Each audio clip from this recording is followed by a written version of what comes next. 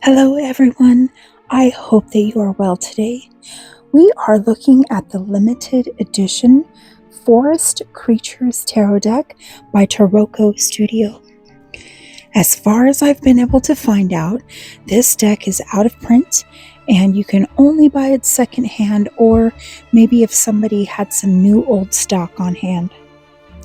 I couldn't see the images in the auction where I bought the cards, but I was pretty sure just by the theme this would be something I would really like, and I was not disappointed. The artwork in this deck is exquisite. It's colorful, yet kind of dark.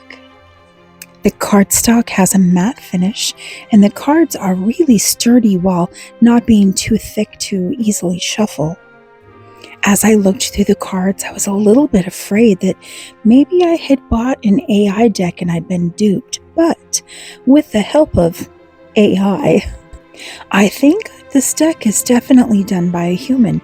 Now, I ran several of the card images, the front and the back of the box, and the very brief instruction booklet through ChatGPT, and ChatGPT was able to tell me that pretty much due to the publishing date of 2017 that this was likely not an AI generated deck, but rather was probably drawn by an artist that was hired by the Tarroco company, and they just chose not to put the artist's name and give them credit, which is rather unfortunate actually.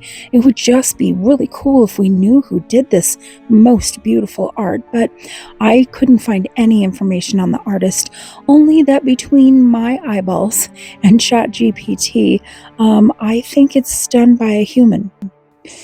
Now, if you've watched some of my other videos, you know that I'm kind of standoffish about decks that change the suits.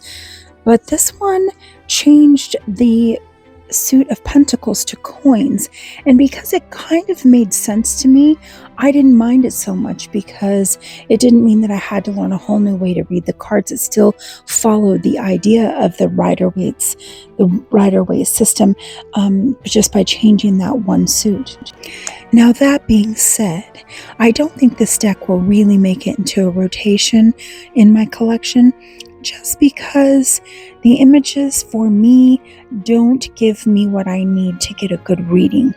Now, like I said, the art is absolutely exquisite, and I'm so thrilled that I found this deck, that I found it at the price I found it at, and I'm super happy to have it in my collection. It's just not a deck that I believe reads all that easily, at least the way I read the cards.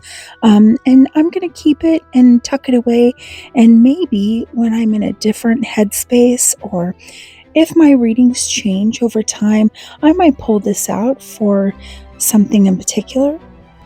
But as of right now, I'm just going to enjoy this beautiful artwork and just put this deck on my shelf and know that it's there. So if you see this deck for sale, you might want to grab it up.